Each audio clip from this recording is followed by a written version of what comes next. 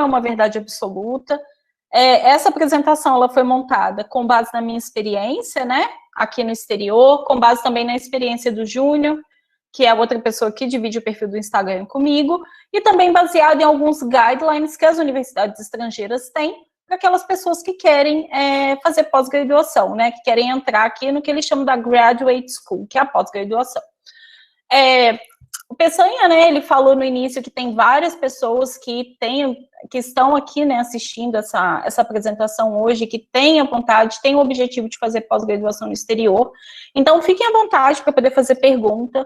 Se eu falei alguma coisa que, de repente, foi rápido, foi um pouco atropelado, fiquem à vontade para, de repente, colocar no chat, até para vocês não se perderem, né, depois, às vezes, quando eu passar para outro assunto, vocês esquecem. Então, qualquer pergunta é bem-vinda, não existe pergunta boba. Se por acaso eu não souber a pergunta que vocês me fizeram, eu posso olhar para vocês depois e a gente continua conversando por meio do meu perfil do Instagram, porque, como o Thiago falou, é o PhD no exterior, e a gente também tem um e-mail que é o PHDs, aí é no plural, phdsnoexterior@gmail.com. Então, fiquem à vontade para contactar a gente, para tirar qualquer dúvida, e até mesmo para dar sugestão de tema. A gente a gente tenta abordar no nosso Instagram temas que são relevantes para vocês, né, para pessoas que ainda não vieram para o exterior. Bom, então, não sei se todos estavam aqui no início, quando eu entrei, quando eu comecei a conversar com o Peçanha. Esse Instagram, ele é um projeto que a gente já tinha em mente há algum tempo, né? Eu ainda estava na Universidade de Iowa, então foi mais ou menos 2018, 2019, e aí eu e o Júnior, a gente foi amadurecendo essa ideia. Então o Thiago já me apresentou, né? Hoje eu estou no Medical College of Wisconsin. Para quem não conhece, o Sebastião Júnior, ele também é formado em Educação Física, ele fez o mestrado e o doutorado dele com a professora Lisete Michelini, no ICB da USP, né? Então, quem já estudou pelo livro de Fisiologia da professora Margarida, a professora Elisete, ela tem capítulos nesse livro, e ela é uma grande estudiosa de controle neural da pressão arterial. Então o Júnior fez a sua formação acadêmica com ela, e hoje ele é postdoctoral fellow aqui no Medical College of Wisconsin, e a gente compartilha o perfil do Instagram. Mas hoje quem está aqui para conversar com vocês sou eu, então eu também represento o Júnior. Bom, então, então eu quero contextualizar um pouquinho para vocês o assunto de hoje, contextualizando um pouquinho da minha formação acadêmica, que o Peçanha já falou, mas aqui eu quero começar falando com vocês que a ideia que eu tinha, né, de Estados Unidos, antes de vir para cá fazer a minha formação de pós-doutorado, era aquela ideia que eu vi em filmes na TV, né? Então, Nova York, a Flórida, Califórnia, era aquela ideia dos Estados Unidos que eu tinha, né? Praia, cidade grande, muita gente, metrô para todo lado, coisa para fazer 24 horas por dia.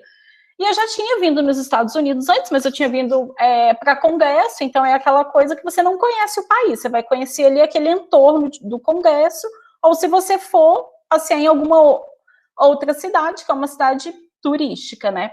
Só que eu saí do Brasil, saí de São Paulo, essa cidade gigante, né, que tem tudo, e eu fui parar na Universidade de Iowa, que aí aqui à esquerda vocês têm a foto da Universidade de Iowa, e eu fiquei lá 2 anos. E à direita, vocês têm a foto aqui do Medical College of Wisconsin, onde eu estou desde 2019.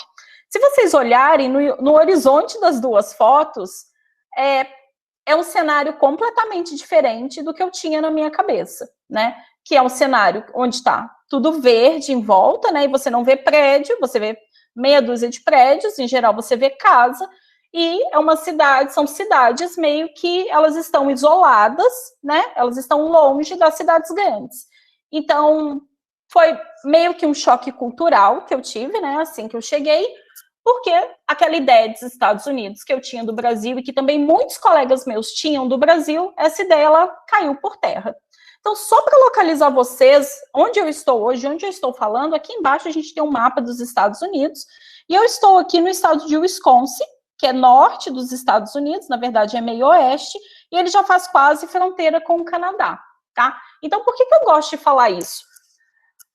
quando a gente está no Brasil, quando a gente não teve ainda uma experiência internacional, apesar de que quando eu vim para o pós-doc eu já tinha uma experiência internacional, porque eu fiz um doutorado de sanduíche na Espanha, a nossa expectativa ela é sempre muito alta, né? Geralmente, pelo menos a minha expectativa ela era muito alta, e eu esperava muitas coisas, e quando eu cheguei, na minha primeira semana, eu já tive um baita choque cultural, que não era bem aquilo, né?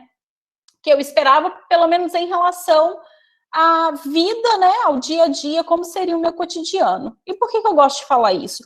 Porque é muito importante que vocês conversem com pessoas que estão aqui fora para saber como é não apenas o laboratório, não apenas o grupo de pesquisa, mas também como é o dia a dia dessas pessoas, o que tem para fazer nessa cidade, o que vocês vão encontrar nesses lugares. Primeiro porque a vida não é só pesquisa, a vida não é só laboratório, é bem importante que a gente busque outras atividades além do laboratório para fazer, principalmente se vocês vierem para o pós-doc, que você vai ficar um tempo grande fora do Brasil, né, pelo menos aí 2, 3, 4 anos, ou se você vier fazer, por exemplo, um PhD fora do Brasil, que são 4 ou 5 anos. Então, quando a gente vai para o exterior, ficar um período mais curto, por exemplo, durante o doutorado de sanduíche, que são 6 meses, no máximo 12 meses, quando você vai para uma cidade que não tem muitas coisas para fazer além do laboratório, você até consegue levar de uma forma menos conturbada. Mas se você cai numa cidade onde você não tem nada para poder fazer, ainda mais dependendo do ritmo de vida que vocês estão acostumados a levar no Brasil, né?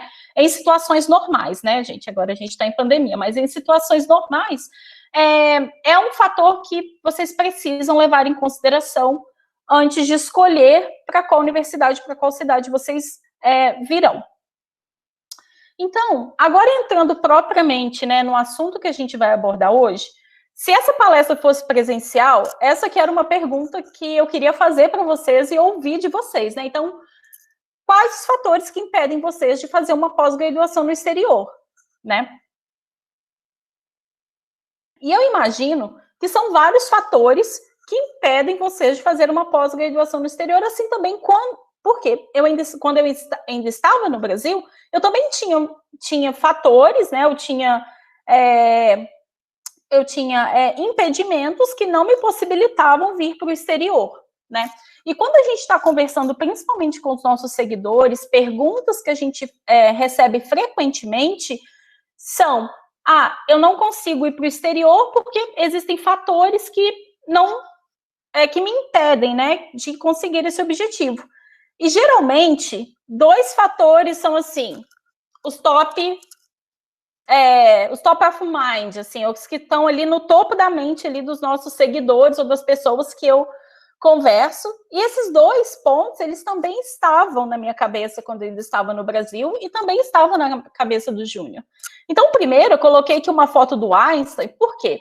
A gente pensa que o pós-graduando para vir para o exterior, ele tem que ser mega inteligente.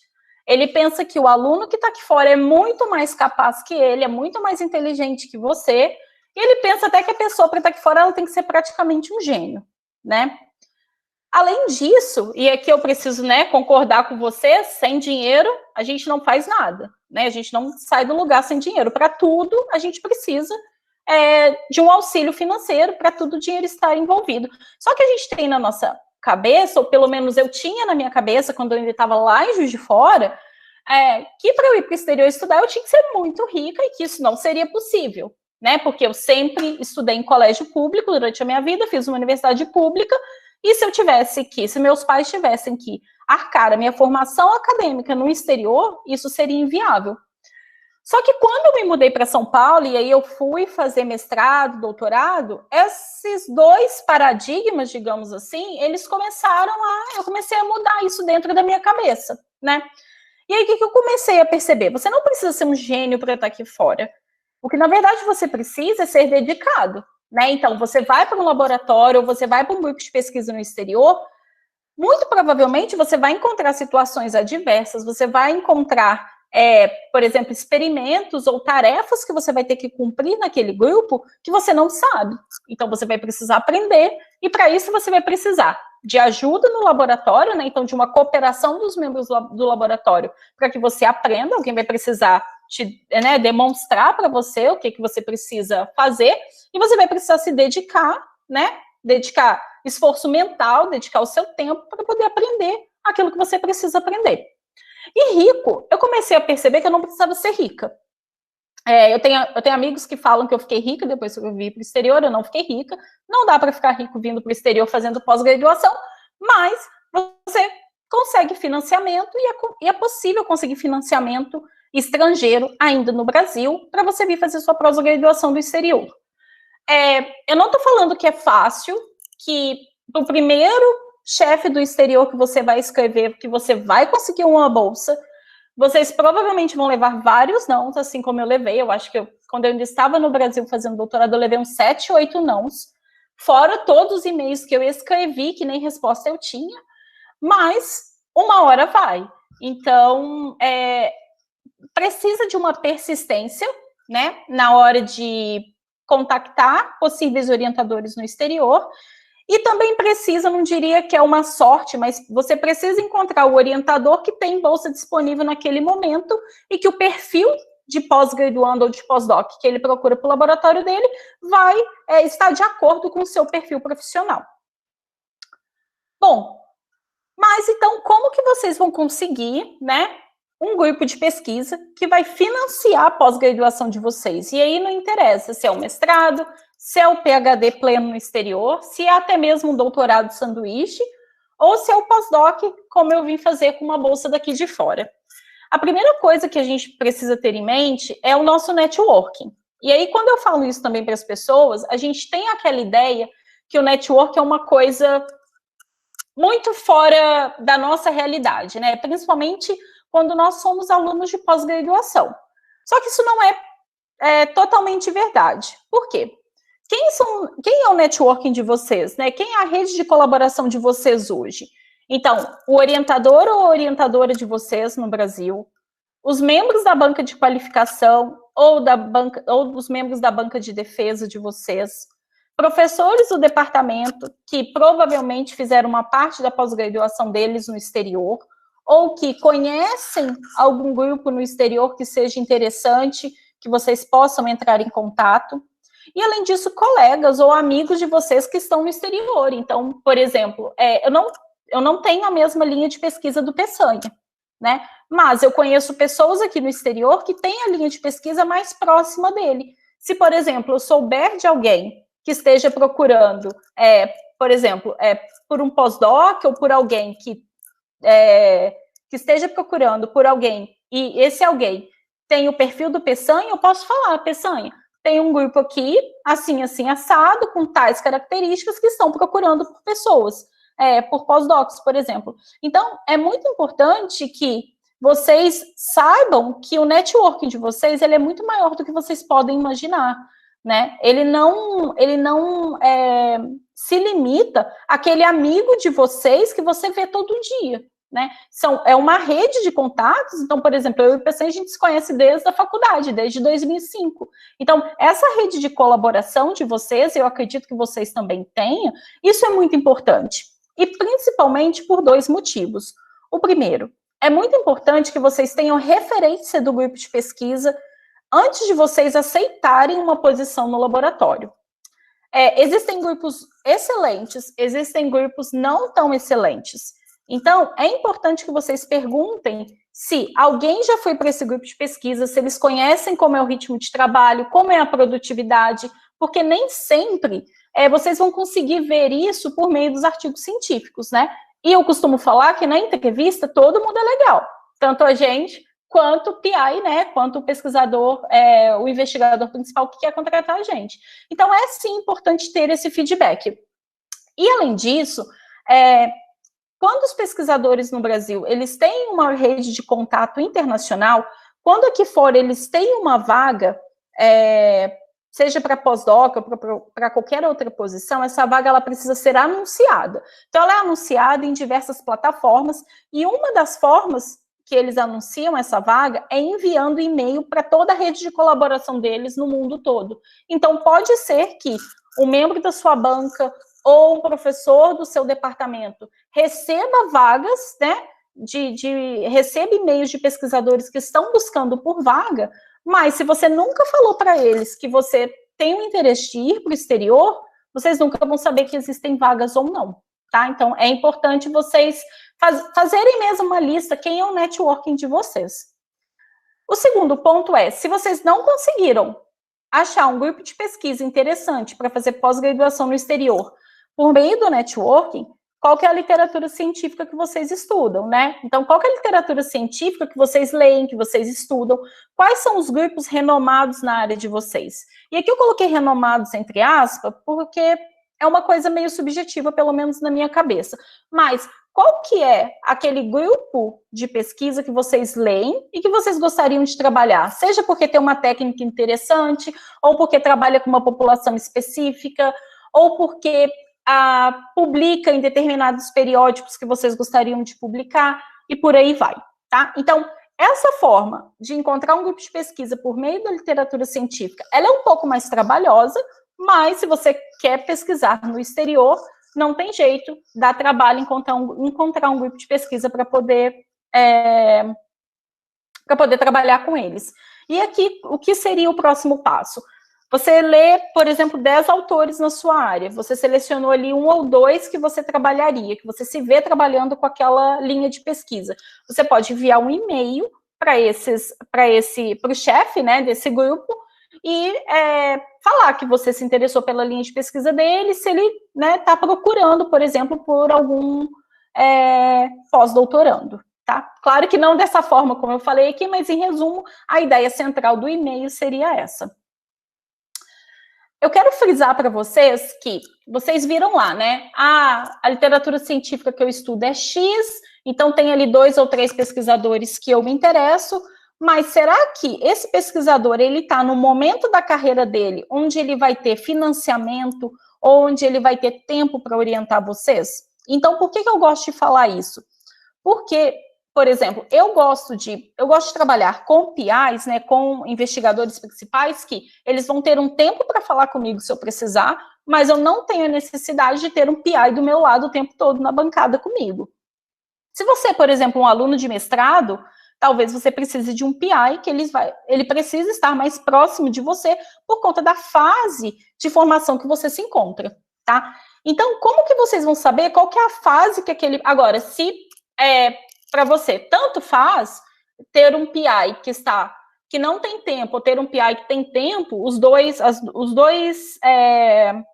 tipos, né, de PI, os 2 perfis de PI, tá tudo bem para vocês? Então, isso tá tudo bem, tá? Então, não, mas algumas pessoas, elas têm essa preferência. Aqui, eu tô trazendo para vocês um recorte do site, né, do Departamento de Fisiologia Humana da Universidade de Iowa. Então, essas informações são públicas, então por isso que eu trouxe para vocês. Então, por exemplo, vamos supor que num artigo X que vocês leram, vocês viram que aquela linha de pesquisa vocês amaram e vocês querem fazer pós-graduação com aquele PI, tá? E às vezes ele vai ser ou o último autor do trabalho ou vai ser o primeiro autor do trabalho, porque, por exemplo, ele pode ser super novo, pode ser ali um professor assistente, e essa publicação dele que acabou de sair ainda é do pós-doc dele, tá? E por isso ele ainda é o primeiro autor. Mas às vezes o e-mail dessa pessoa está no artigo científico. E aí vocês decidem, então, enviar um e-mail, né, perguntando se essa pessoa tem vaga disponível ou não para vocês trabalharem com eles. É bacana, é importante que vocês chequem o e-mail da universidade, chequem o site da universidade e vejam se aquele professor, se ele ainda está naquela universidade, né, porque às vezes ele mudou de universidade, e vocês chequem qual que é a posição ou qual que é a fase da carreira que esse professor, que esse orientador ocupa. Por que isso? Porque a posição que ele ocupa vai estar diretamente ligada ao dinheiro que ele tem e ao tempo que ele tem. Então, vamos tomar como exemplo esse Andrés aqui, que é esse segundo professor que está aqui. Na verdade, é o primeiro homem, né? Mas é o segundo professor listado aqui no Departamento de Fisiologia. Vocês podem ver que ele é um lecturer. O que isso significa? Ele é contratado para dar aulas. Então, ele não trabalha com pesquisa científica. Ele não tem um grupo de pesquisa dele. Ele não tem dinheiro para o laboratório. Pode ser que ele faça pesquisa em colaboração com outros laboratórios, mas ele não tem recursos para orientar nenhum aluno, independente se o aluno é de mestrado ou se é um pós-doc. Então, um lecture, provavelmente não vale a pena vocês perderem o tempo de vocês e perderem o tempo dele, enviar um e-mail perguntando se ele tem uma vaga disponível, porque muito provavelmente ele não vai ter vaga disponível no laboratório dele. Tá? Nem laboratório ou grupo de pesquisa, provavelmente, ele vai ter. Agora, quando vocês pegam aqui do professor assistente, passando para o professor associado, passando para o professor, que é como se fosse o professor titular no Brasil, e para o professor, né, que é o professor titular, e chair do departamento, o chair do departamento aqui fora é o chefe do departamento, tá? Então, aqui eu montei uma sequência para vocês do que teoricamente, tá, pessoal? A gente pode encontrar exceções, mas, teoricamente, também o que a gente costuma ver é o professor assistente, ele vai ter menos recursos financeiros disponíveis em relação ao professor, né, ao professor titular, e também ao professor titular, que é o chair do departamento, né, que é o chefe do departamento. Então, à medida que eles vão progredindo na carreira, e aqui nos Estados Unidos e também em algumas universidades da Europa, a progressão de carreira, ela é diretamente relacionada à produtividade e à quantidade de dinheiro que esse pesquisador ou que essa pesquisadora tem no laboratório. Então, sabendo disso, vocês já sabem, por exemplo, que, de repente, um professor assistente vai ter menos verba de laboratório para contratar pessoas do que um professor titular, tá? Mas isso não quer dizer que o professor assistente não tenha verba para contratar vocês, tá? Mas provavelmente o laboratório dele é menor, os recursos são um pouco menores, mas mesmo assim, se você for comparar com o Brasil, dependendo da linha de pesquisa que esse professor assistente tem aqui nos Estados Unidos, ainda assim ele vai ter muito dinheiro para poder pagar pós-doc ou pagar o salário do PhD e comprar materiais para o laboratório. Um outro ponto importante, que eu já mencionei anteriormente, e agora eu vou frisar, é em relação ao tempo que esse investigador principal vai dedicar à orientação de alunos, tá? Então, por exemplo, quando ele é um professor assistente, geralmente os professores assistentes, eles ainda vão para a bancada. Então, eu sou da ciência básica, né? Então, eu trabalho lá com modelos de experimentação animal, eu faço experimentos na bancada, e o professor assistente, pelo menos aqui nos Estados Unidos, os que eu tive contato e os que eu vejo ainda hoje, que são vizinhos de laboratório, eles vão ainda para a bancada fazer experimentos. Justamente porque ele não tem tanto dinheiro para, igual no laboratório do meu chefe, contratar 3, 4 pós-docs para tocar o laboratório. Então, ele vai ser um professor que vai estar em bastante contato com o aluno, vai ser aquele contato ali praticamente mesmo diário, tá? Agora, à medida que eles vão avançando na carreira, que eles vão progredindo na carreira, o tempo deles pro laboratório vai diminuindo. Mas isso não quer dizer que eles não vão mentorar, que eles não vão orientar vocês, eles vão. Só que, por exemplo, vocês não vão vê-los todos os dias no laboratório. Então, eu vou dar um exemplo prático. O meu chefe hoje, ele é um professor associado. Então, eu consigo, por exemplo, encontrar com ele toda semana, a gente tem a nossa reunião semanal, individual, e a gente tem a reunião de laboratório uma vez por semana. E eu consigo enviar e-mail para o meu chefe e eu mesma agendar as reuniões com ele. Agora, o chefe do júnior, ele é o chair do departamento, ele é o chefe do departamento, então ele é uma pessoa que tem menos tempo para poder encontrar com os mentorados dele, e, por exemplo, não é ele, geralmente, que agenda as reuniões dele. Ele tem uma secretária que cuida da agenda dele. Então, se, por exemplo, os pós-docs, os alunos do laboratório querem uma reunião com ele, geralmente, se for uma terça-feira, por exemplo, uma quarta, dificilmente ele vai ter agenda disponível para aquela semana. Talvez ele vai ter agenda disponível para a semana seguinte, e quem vai fazer a marcação dessa reunião, esse agendamento, é uma secretária. Então, só para vocês terem uma noção do quão perto o PI vai estar de você, dependendo da fase da carreira. Agora, isso não é uma verdade absoluta, tá, pessoal? Pode ser que vocês tenham um chefe que é o chair do departamento, né, que é o chefe do departamento, mas que vocês consigam trocar e-mail com ele todo dia, que ele mesmo faça o agendamento da reunião. Então, isso vai depender também de PI para PI. Não é uma verdade absoluta, mas é importante ter em mente. E agora eu quero falar para você sobre o financiamento. Por que eu quero falar isso? Porque a gente recebe a seguinte pergunta frequentemente no nosso por direct. O que eu preciso primeiro?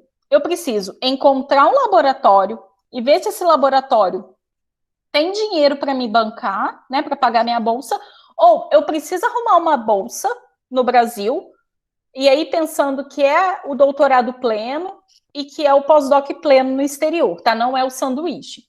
Ou eu preciso arrumar uma bolsa antes, por exemplo, no Brasil, ou em outra instituição de fomento, e aí, quando eu já tiver uma bolsa, eu vou conversar com esse PI. E aqui eu vou dar minha opinião pessoal, o que eu faria e o que eu fiz até hoje, tá? Eu sei que tem pessoas que fazem diferente de mim. Se eu tivesse começar a procurar um pós-doc hoje, eu procuraria o PI, eu procuraria um supervisor no exterior que eu tivesse interesse pela linha de pesquisa. Por quê? Quando eles não têm dinheiro para pagar a gente, eles já falam ali no e-mail, tá? Eles falam: não tenho dinheiro, meu laboratório não está contratando agora, obrigada pelo interesse, tchau. Ou ele fala: não tenho verba agora para contratar pós-doc, não estou procurando, mas em 6 meses ou em um ano, meu grant, né, o meu auxílio pesquisa, minha verba de fomento, vai ser renovada, então daqui a um ano eu vou estar procurando por pós-docs. Então eles falam. Eu vejo que dessa forma é uma forma muito mais rápida. Por quê? Eu enviei um e-mail, eu tive resposta, e a resposta deles geralmente é ali em 2 ou 3 dias. Eu já posso partir para o meu próximo supervisor de interesse na minha lista, né? Para o meu próximo orientador de interesse. Agora, se eu estou no Brasil ainda, se eu tenho que escrever um projeto de pesquisa, que eu nem sei se aquele orientador que eu tenho desejo de fazer pesquisa com ele, se ele vai gostar do projeto, se ele vai apoiar a minha ideia de projeto. E aí eu tenho que tentar uma agência de fomento, principalmente se ela é estrangeira. O processo é mais... A burocracia é diferente da do Brasil. Isso vai levar muito mais tempo para vocês conseguirem uma posição no exterior. E pode ser que, se vocês conseguirem uma bolsa, pode ser que aquele laboratório não tenha espaço físico e o chefe do laboratório não tenha tempo para orientar vocês. Ou pode ser que vocês escreveram um projeto que não interessa para ele.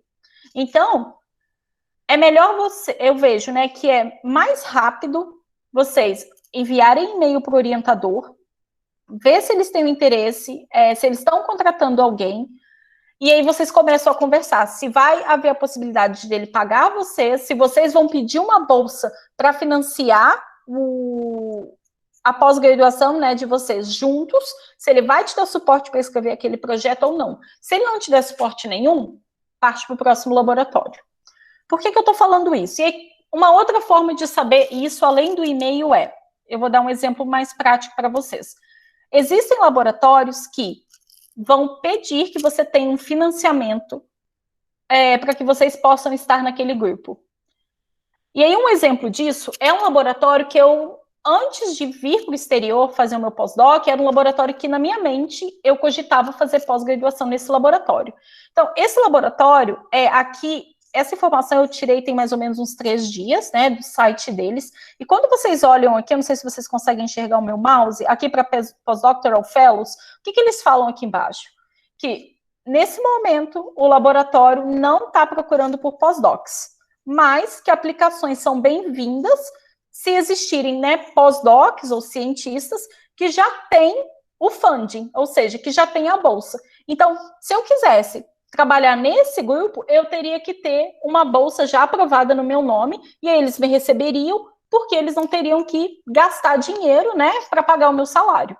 Mas também existem laboratórios que eles vão financiar vocês, seja aí com recursos do PI, né, com recursos da universidade, ou com recursos do fomento do laboratório.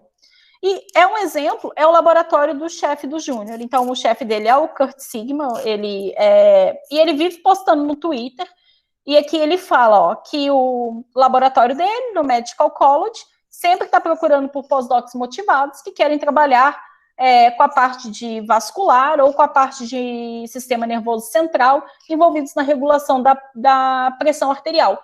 Então, percebam, existem os dois grupos, né? Existem os dois tipos de laboratórios, e aí, como que vocês vão descobrir isso? Pesquisando na internet, não tem jeito. Uma outra forma de procurar por vagas meu sonho é estudar na Universidade de Iowa. Então, vocês digitem no Google, Universidade de Iowa, ou a universidade que vocês gostariam de estudar. Toda universidade no exterior, ou a maioria das universidades no exterior, vão ter a parte de jobs, então está aqui destacado em vermelho, e aí vocês conseguem ver todas as posições ou todas as vagas abertas, tá? Aqui no exterior, pós-doc é considerado emprego, então por isso que está dentro da aba de jobs. PhD, o PhD, né, o doutorado, também é considerado job, então também vai estar dentro dessa aba de jobs. Além disso, o ResearchGate, então é importante que se vocês não tenham ainda o perfil no ResearchGate, é importante que vocês façam. Então aqui, por exemplo, é o meu perfil do ResearchGate, aqui vocês têm em vermelho destacado a parte de jobs, então vocês conseguem digitar, então, por exemplo, eu digitaria a posição de pós-doc em fisiologia vascular, por exemplo, e aí vocês têm que pensar em qual área vocês querem trabalhar.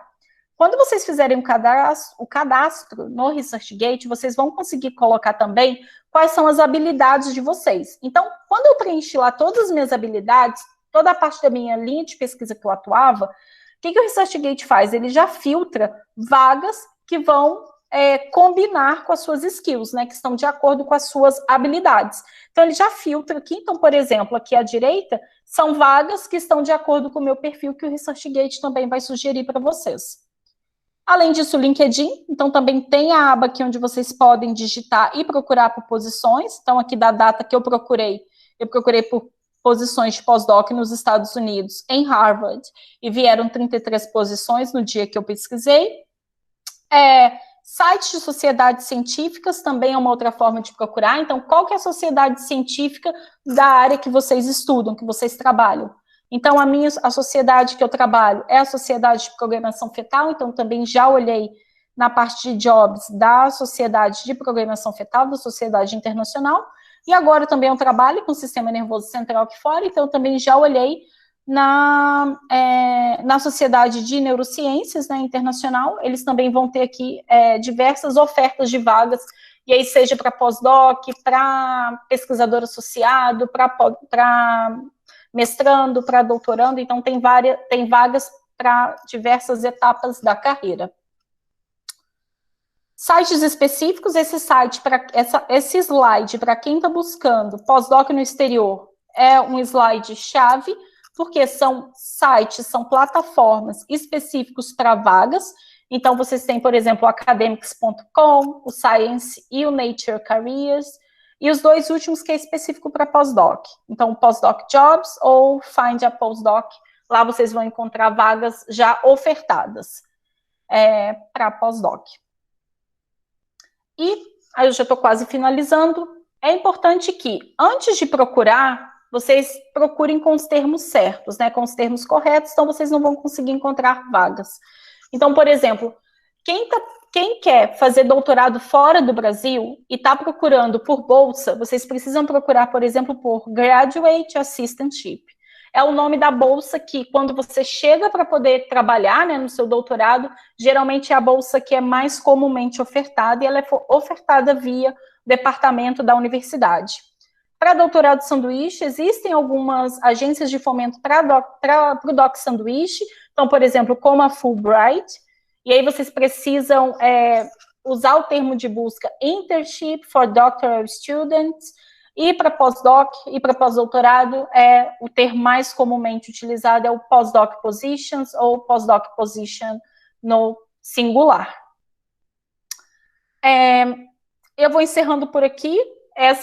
Esses foram os assuntos chaves que eu quis trazer para vocês hoje. Então, eu quero agradecer mais uma vez o pessoal do Ciclo de Fisiologia por ter aberto, né, essa oportunidade de a gente falar do nosso trabalho que a gente desenvolve lá no PhD no exterior, no nosso perfil do Instagram. Agora eu estou aberta para perguntas. Acho que agora é com você, né, Peçanha, para mediar as perguntas. E é isso, pessoal. Obrigada pela atenção de vocês aqui hoje, no nosso seminário, e eu só aguardo agora as perguntas de vocês. E eu vou parar de compartilhar minha tela, que daí eu consigo ver vocês.